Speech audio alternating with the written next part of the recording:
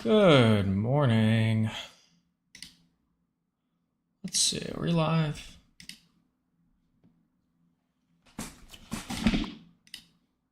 Yes, we are live. Good morning. All right, that's gonna echo. Oops, hold on.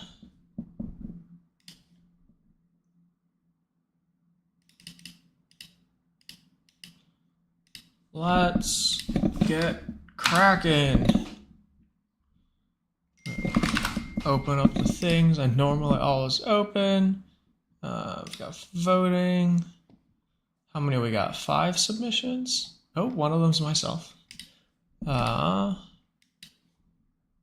Open up the weekly quest explainer because we'll start this the way we always do. And then let me just send out a tweet.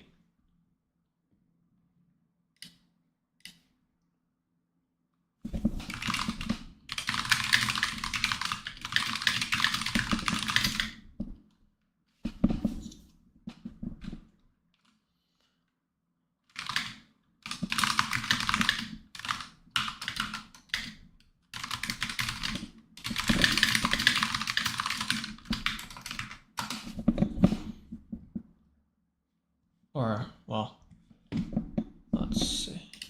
Oh, this is probably confusing for you to look at.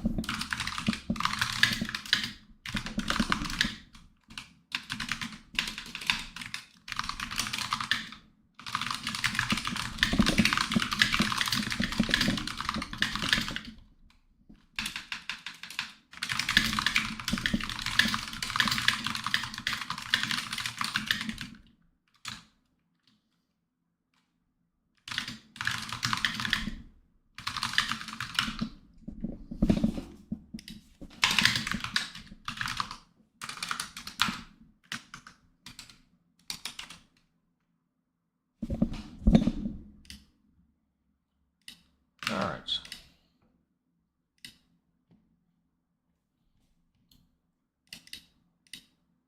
Good morning. My voice is not here. Wow. All right. Let me just.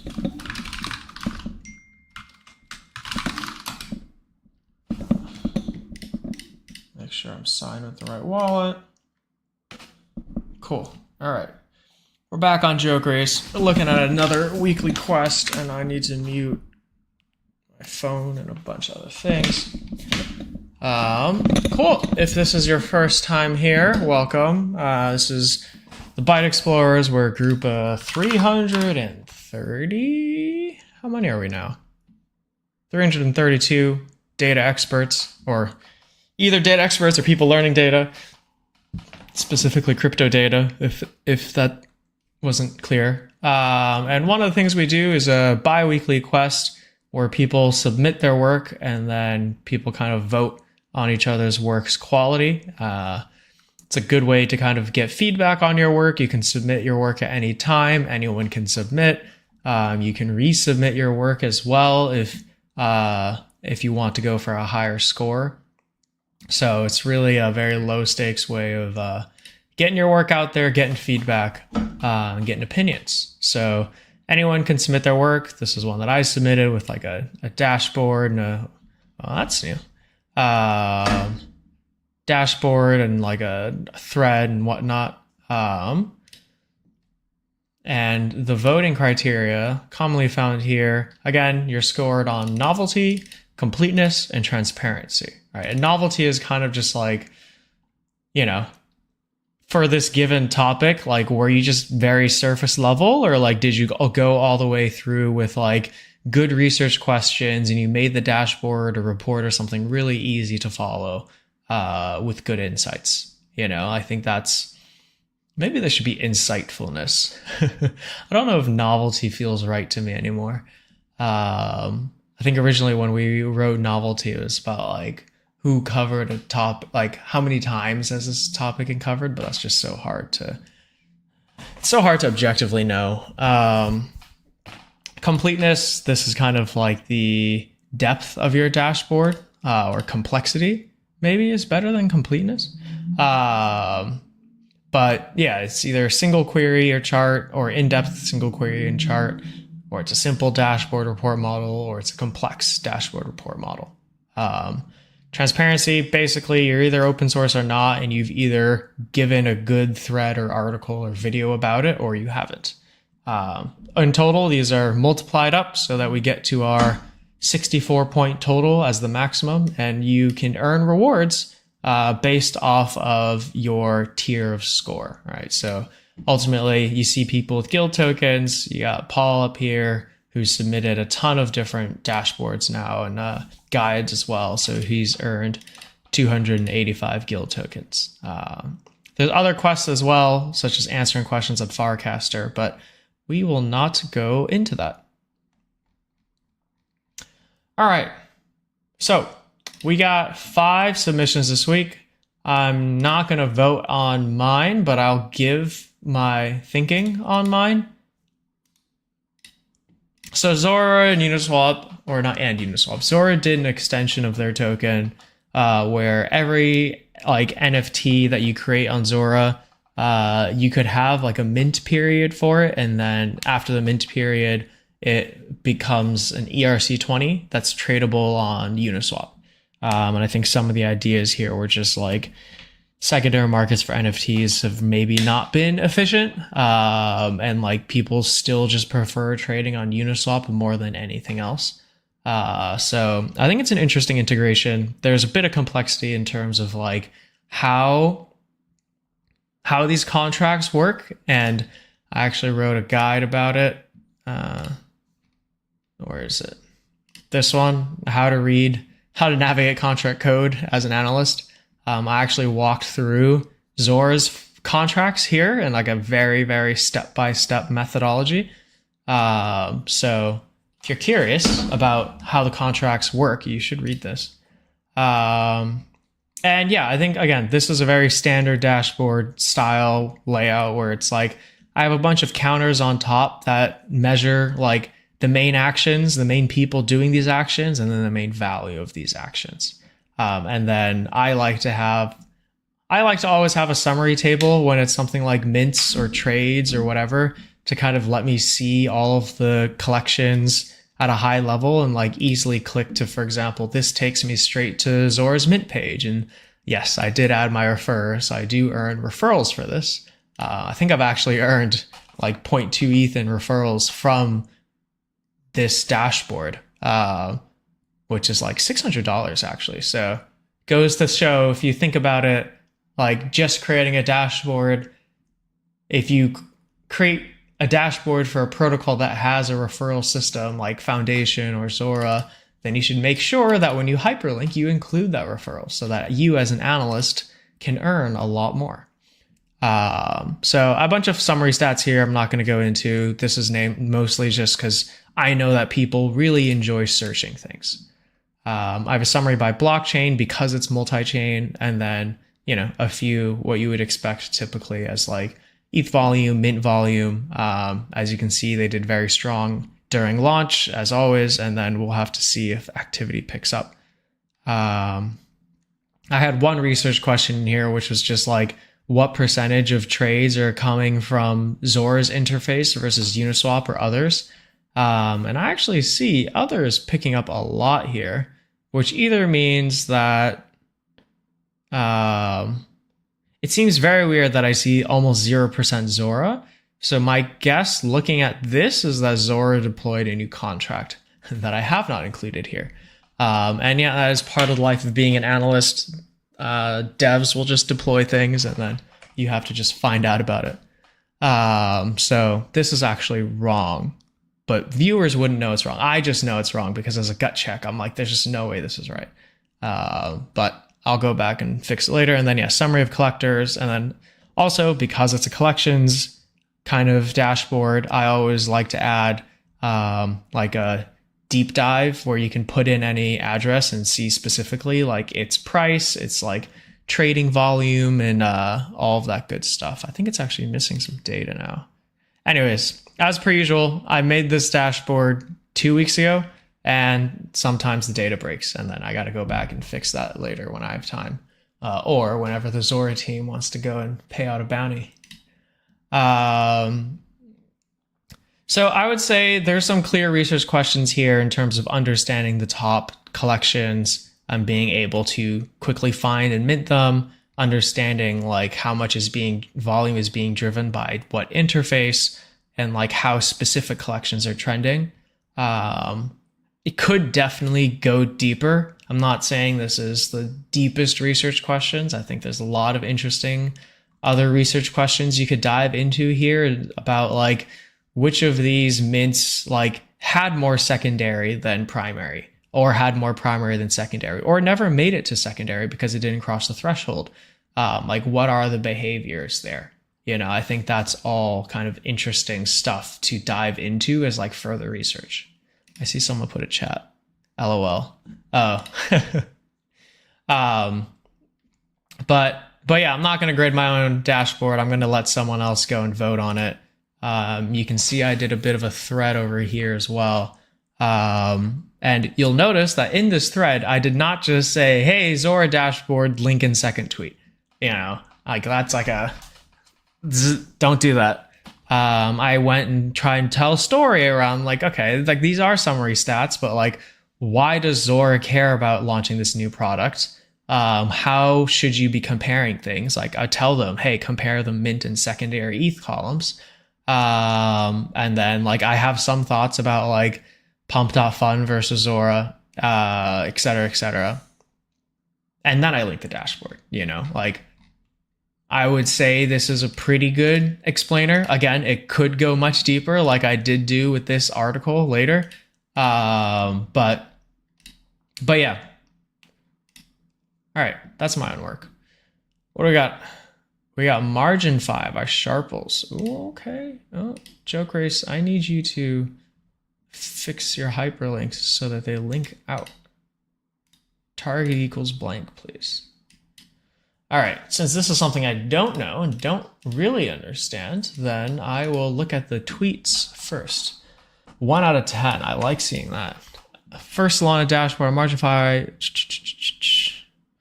I see that he used our dashboard screenshot feature, which allows you to take basically a full page screenshot. Is it super readable on Twitter? Not really, but it looks cool. All right. So utilization rate. Yeah, this chart's pretty readable. TVL kind of dropped in March. Early April, yeah. So this drop would have been when their CEO left and there was a bunch of arguing on Twitter, as per usual in crypto. But yeah, if you're not familiar with Solana, margin fi is kind of like a compound or Aave on Solana. So you can imagine what happens if like Stani suddenly just leaves, you know, because capital at the end of the day is mostly mercenary.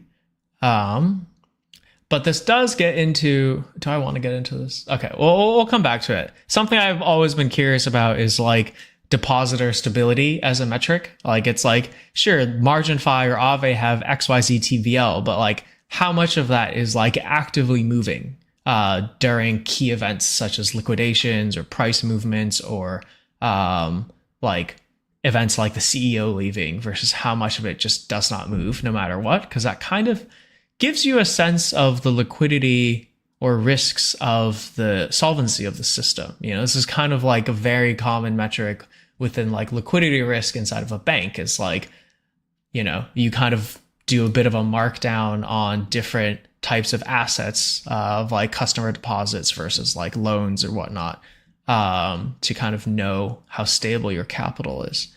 And if that capital can be used in a crunch while your other capital is lent out. Anyways, that's a rabbit hole, but this is a good start. Depositors favor SOL and liquid staking tokens as they make up over 60% of total deposits on the platform. Okay. Yep. Easy to read. Awesome. On the liability side, most borrows are stablecoins. Yes, that would make sense. It's common for you to buy a volatile asset lever up on it or borrow a stable coin and then go and deposit that stable coin again for yield somewhere. Margin Fi has liquidated 250k positions. Yep. It would be cool to show liquidations with sold price, just because that's like an easy way of seeing like why were there liquidations. I don't know if I like this total liquidations. I think that line makes this harder to read. USD cumulative. I don't know what this is. Okay, we'll come back to this chart. I think this chart could be clearer to read. This protocol revenue. Yep. Flash loans. I'm guessing a lot of that flash lending is for MEV. He talks about, wow. All right, Sharples. Damn. Finally compared to other margin Fi. Similarly to Solend, Camino. Damn. All right. I'll throw that shit a retweet. Am I following you yet? All right, you have earned yourself a follow. So you see how the thread was so good that I already know exactly what to look at when I go to the dashboard. And I see there's still a lot of other stats here around like available liquidity and what. Damn, I got to add this to our content credibility. And yes, now you're seeing how I do editor's picks live.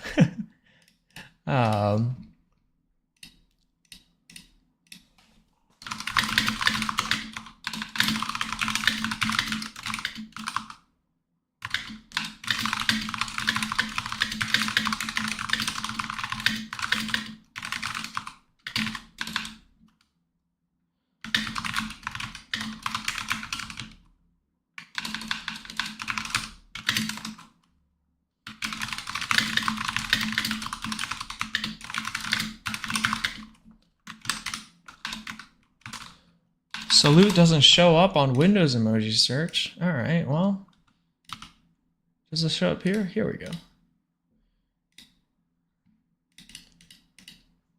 Oh, wow. All right. Hello, friends. Hey, Yodam. I'm guessing you're in here somewhere.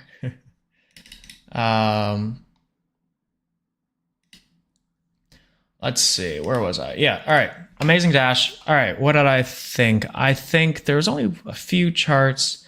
Active depositors. Yeah. This is hard to read, but this is Dune's fault.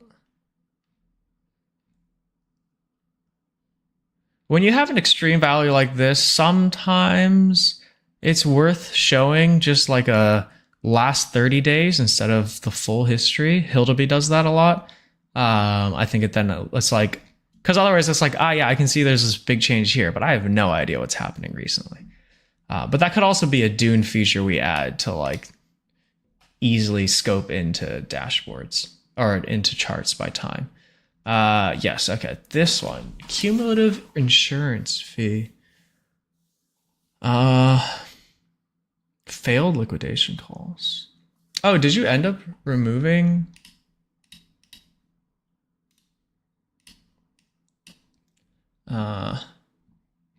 Did you end up removing the total liquidations? Oh, nice. You removed it, I think. Cumulative amount, successful liquidations, failed liquidation. Nice. Wow. All right. You already improved it. I didn't even look at that. You're already ahead of me on that. Liquidation attempts. Wow. Interesting. I wonder if this is fail. Well, okay. I guess that's typical for bots. Margin Fi revert codes. Wow. Dude, this is better than the salon analysis I do. I never even looked at like revert codes or some of this other stuff. All right. Huge props, man. Good stuff. Novelty. For completeness. For what's my last one? Transparency.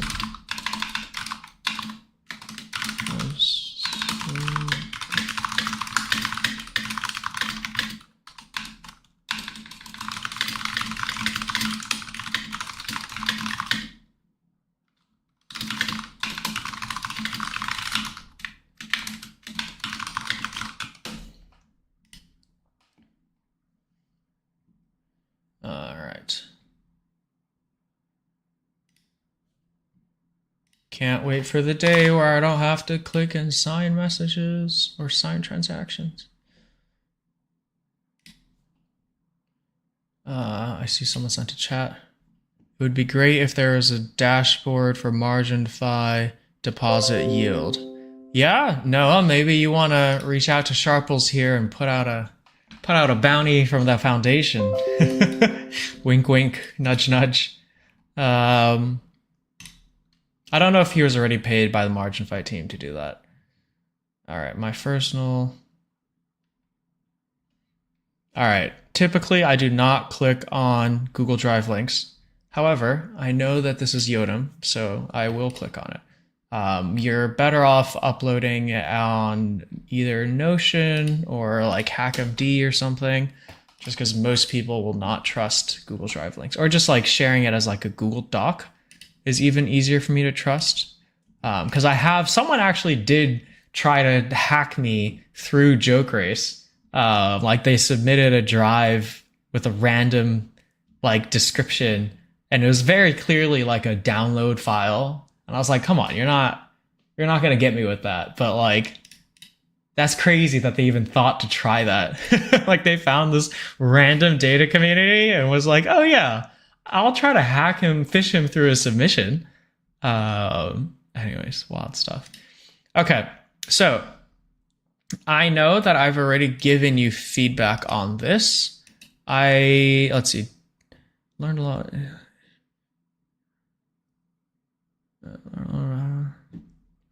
I don't know if you applied the feedback.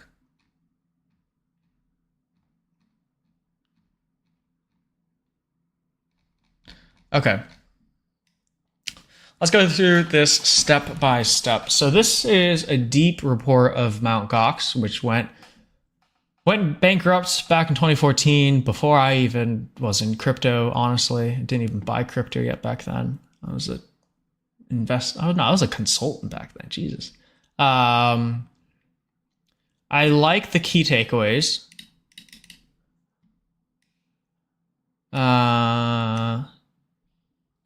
Can be categorized.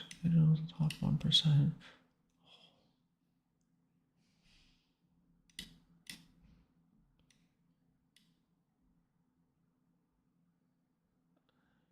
I don't think this is the takeaway. I think this is a methodology, which is also good to include. Is like, what is your methodology for? Oh, my dog's gonna bark. Are you gonna bark? Leave him alone.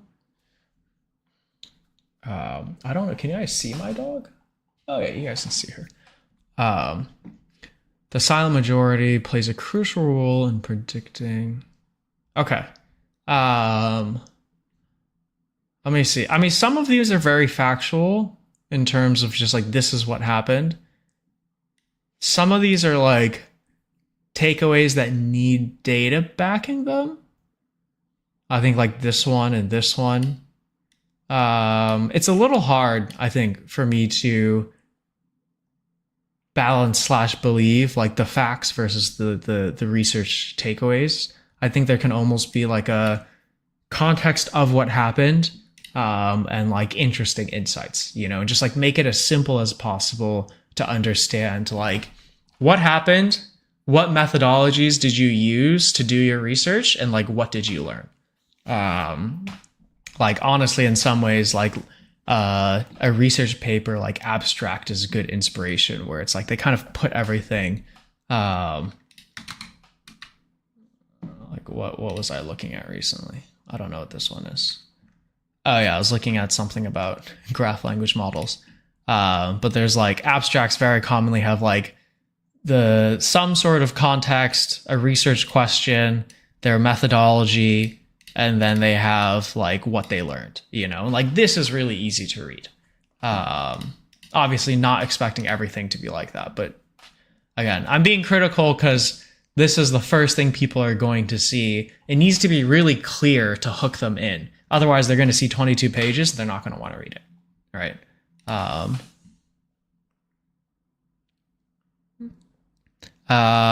This is before the feedback. Got it. Okay.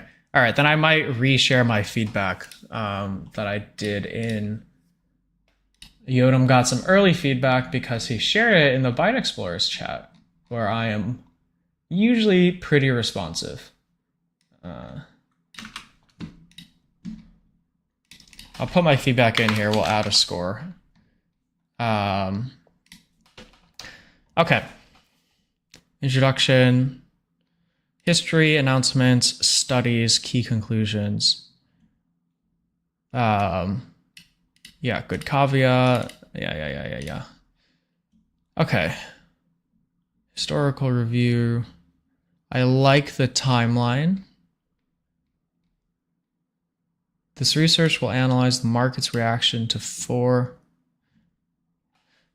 I think sometimes when you have a lot of paragraphs, this might be just a preference by me, but when there's like a thesis, I like to put it in bold or just put literally like thesis in caps in front of it. Otherwise, like I'm going to see this, I'm going to scroll past and be like, wait, how do we go from here to here? So this is the price of Bitcoin, I'm guessing. It might be good to add a title to the figure here. Like instead of market reactions to key announcements, it's kind of like Bitcoin price in relation to key announcements. Or I'm sure there's like a type of name for this kind of like price annotation. It is a bit hard to read 4 at a time. I know you're going to go through each of these. Yes. Yeah. Okay. I'm guessing that you can't do this all in one chart because of a trading view limit. But if you could do this all just in one chart, that would make this a lot easier to read. Again, a lot of this stuff is like, you need to make it so simple that like a toddler can read, not a toddler, okay, that's dumb. Like a high schooler or a middle schooler can read this. Because if someone looks at this and gets lost, like their interest just drops off immediately. Like again, even for me, I'm like, I'm not lazy when I'm doing work, but I'm reading someone else's stuff. Like my default is lazy. Okay, so you're looking at what happened here. This chart indicates that 2019.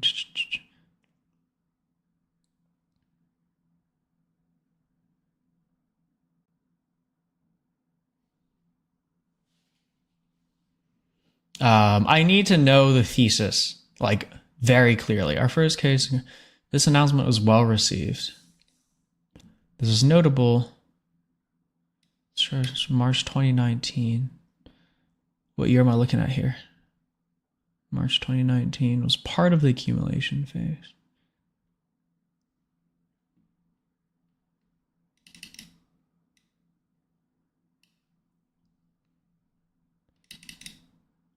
Okay, all right.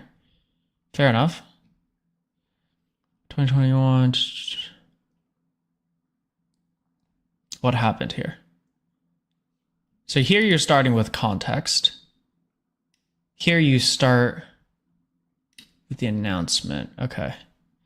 I think like when you're doing this analysis, like the paragraph structures need to all be the same in terms of like, hypothetically, like what happened leading up to the event, what happened during the event, what did we learn from the event, you know, and like just making that very clear. Otherwise I'm guessing at like, okay, what do these paragraphs, what do these paragraphs mean? So there's already panic because of the 15x.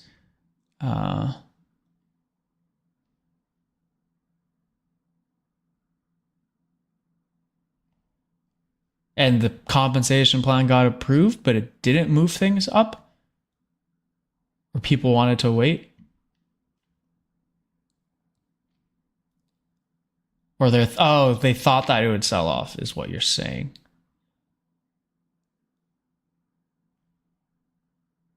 Okay, all right. It would be good to know like what percent of circulating supply or something this rehabilitation is, because it's like,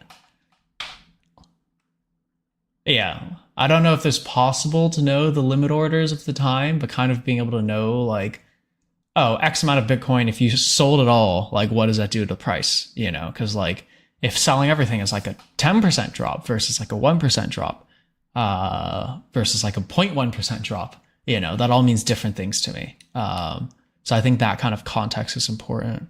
Yeah, like 150K BTC. how much is that? Like, how much of that can be absorbed by the market?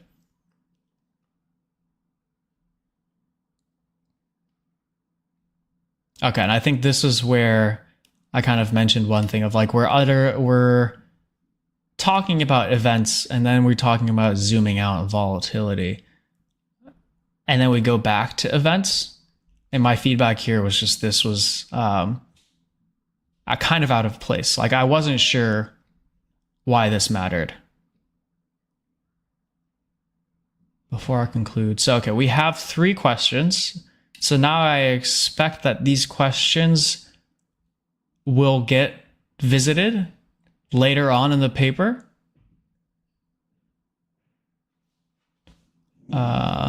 Types of creditors, other cases of extreme selling, research papers in this domain, and more.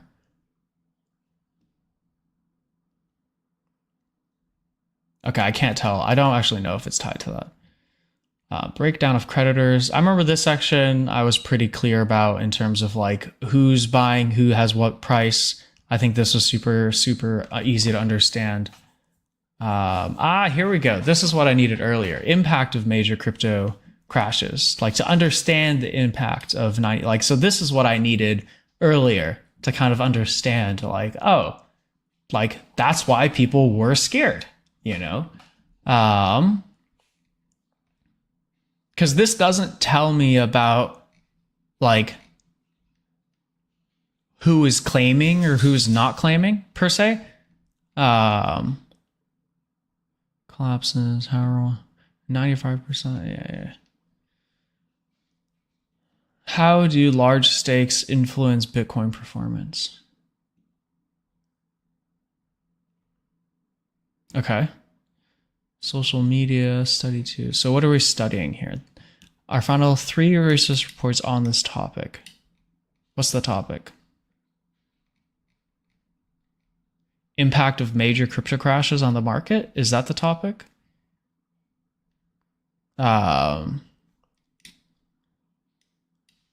Yeah, just spell out the topic clearly. You can expect that if it's something more than a page or 2 ago, I've forgotten what it is. Mt. Gox liquidation. I like these studies. They're very short and sweet. Recommended sources and actions. Final thoughts and outlook. Okay, cool. Yeah, so overall, I think the research quality is very good. I think it's purely just like the flow here kind of jumps around a little. I already put my feedback here before. But, you know, like novelty-wise, I think it's a 3. It's very close to a 4. The only reason I say it's not a 4 is because it's not easy. It's not easy enough for me to know the takeaways. And yes, I'm being nitpicky. But what is this? 4 times 4 times 3? 48? Nice. I'll give you a 48 for this.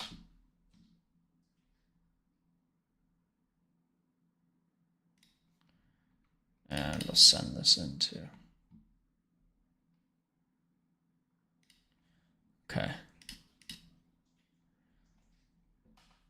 All right, finish adding the comment.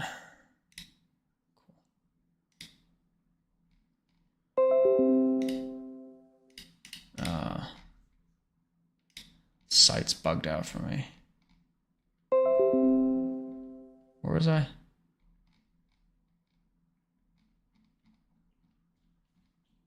Oh, all right. We have 2 left. Okay. We've got lots on. I'm trying to understand what GDP entails so I can go about it in the Web3 space. On-chain GDP. All right. This was 2 weeks ago. Jesse will love this. Okay. Understanding blockchain GDP. In traditional economics, GDP measures the total monetary value. In our analysis, we've defined Ethereum's GDP. Overview section.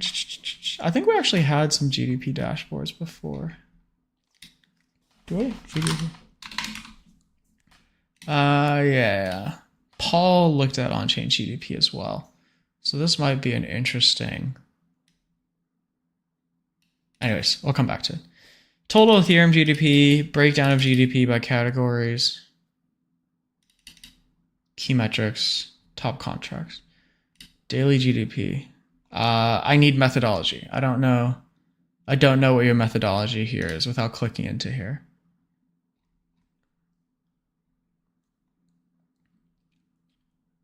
Daily GDP. GDP is the transaction fee. Okay. Anytime you have your own created metric, you have to define it in text. No, like most people are not going to even click into it to understand what you did. You need axis labels here. Like, I'm like, is this dollars? Is this ETH? Is this gas? GDP categorization. Okay, categorization by sector. I like that. Gas fee versus gas burned. Okay.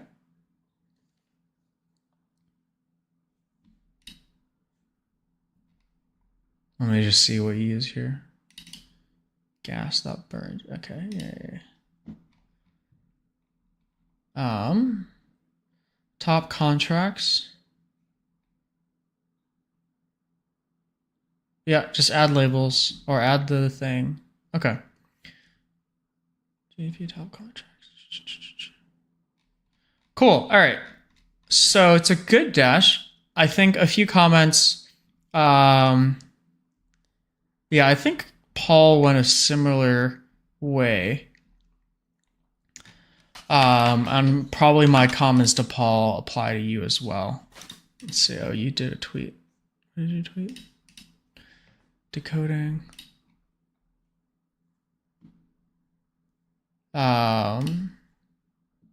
Putting links or hashtags in your tweet actually downranks its views. I don't know how long the short URL lasts. I think it might break. No, okay. Give you a few claps. Total ETH GDP. Yeah, like these explanations you put here, you should put on your dashboard.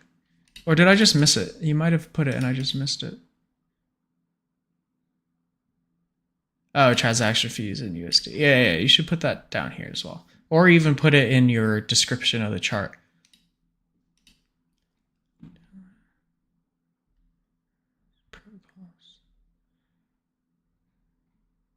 Cool. Like novelty, I'll give it a 3. Completeness, I'll give it a 3. Transparency, I'll give it a 4. It's a good article. Okay, so I have thoughts.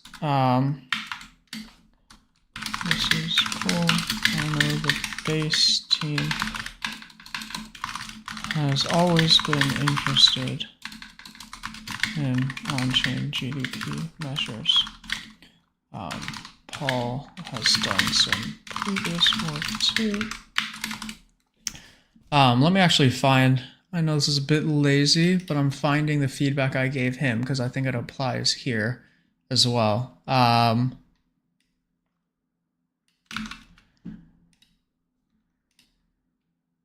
Well, all right, it's basically a very short message, but like GDP is a very specific economic formula, including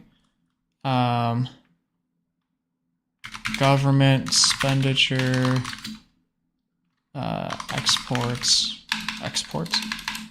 import, exports. I actually forget the whole GDP formula. GDP, Investopedia. Where's the formula? Here we go. Consumption, investment. That's the one I forgot.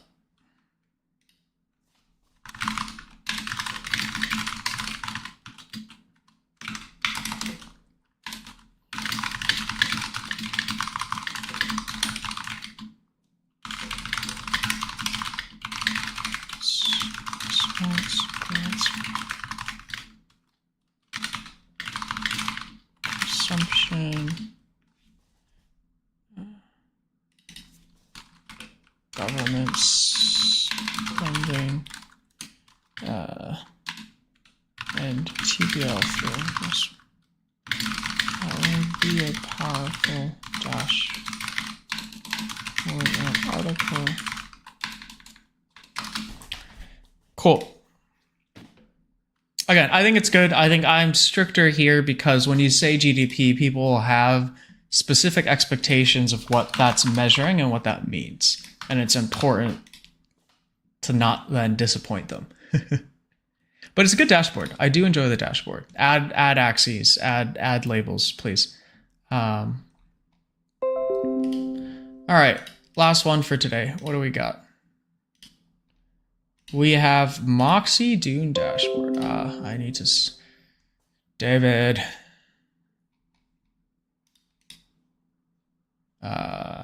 Work in progress. Okay.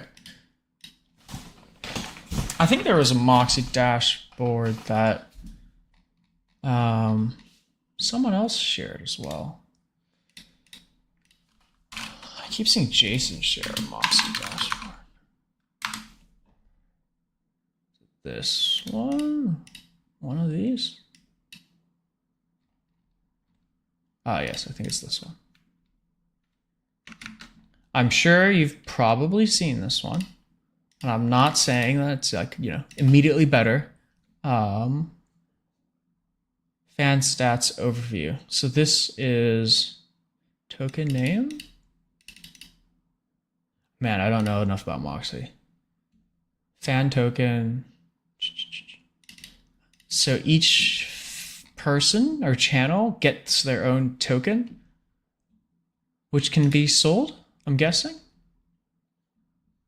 What is the flow?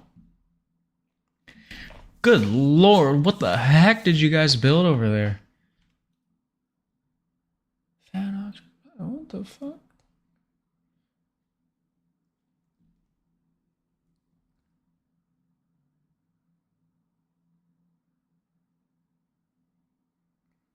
That's so complicated. All right.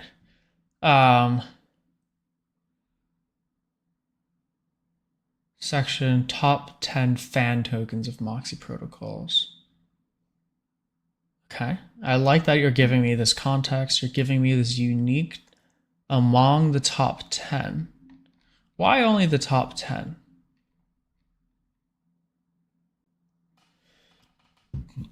This TVL, is it in US dollars? I need axes, people. I think it's just in notional value of the token. Axes, always axes. Transaction counts. I like these comparisons. I don't know why it's only top 10. I'm guessing because it gets too hard to read if you put all of them. But bunch of summary stats. Okay. So I think you had a research question here. I'm guessing that you're very interested in how much of this protocol is carried by the top 10%, which I think is a very interesting research question. I think there's deeper you could go into, like the distributions. Like TVL distribution is pretty clear. I think this one, traders, you should have just also kept among like top 10 like this, so I could just see like which of these guys have most of their fan tokens by just like 1 or 2 traders versus like 10 or 20. 100 or 200. I don't know if there's a way to tell if this is all done through frames or if this is automated or if they're buying somewhere else. Circulating supply, airdrops, vesting. So this one's very focused on vesting. Okay, cool.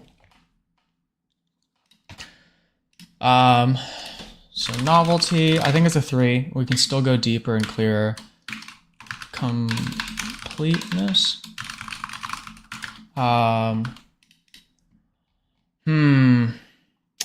Man, I wouldn't say this is simple.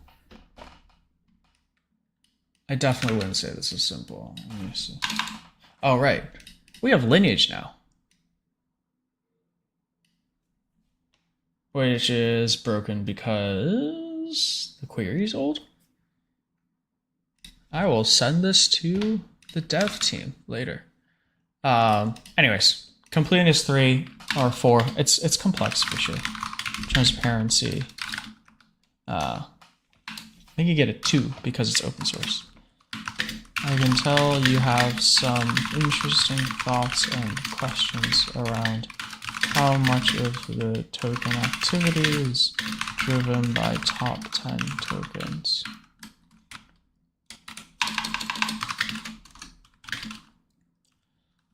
I think you guide the reader more through different levels of this analysis versus just throwing overview counters, time series charts.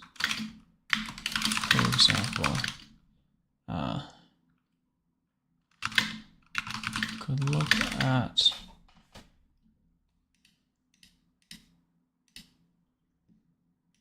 oh wait, I wanted to keep that query because it's broken.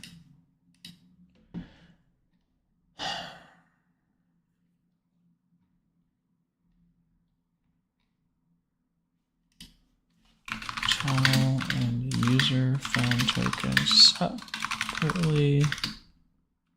The relationship between the traders of the top tokens.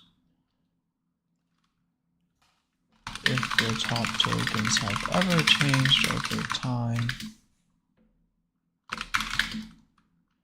We show this as a story of how those insights tie onto each other. Cool. All right, that's our last one for the day. 3 times 4 times 2 is 24. Yes. Cool. Good stuff, guys. It is fun stuff as usual. My favorite part of my bi-weekly Saturday. I just need someone to go please vote on mine. I'll send it to the dash, or I'll send it to the team later. Cool. As a reminder, I'm going to be out for like a couple weeks to vacation, and also I'm going to be at Breakpoint and Token 2499 in Singapore. So the next weekly quest, instead of it being due this weekend when it normally would, it's going to be due in 3 weeks. So I think it's due on the 20th, I believe, is when I set up for. Parameters. September 22nd is when it's going to be due for submission. So giving people 3 weeks to go and submit any of their work. You can obviously submit it at any time, and then I'll vote on it the weekend after I'm back and recovered, resituated from vacation. But yeah, thank you all for tuning in. I hope you learned something, and I will see you all in 3 weeks. Cheers.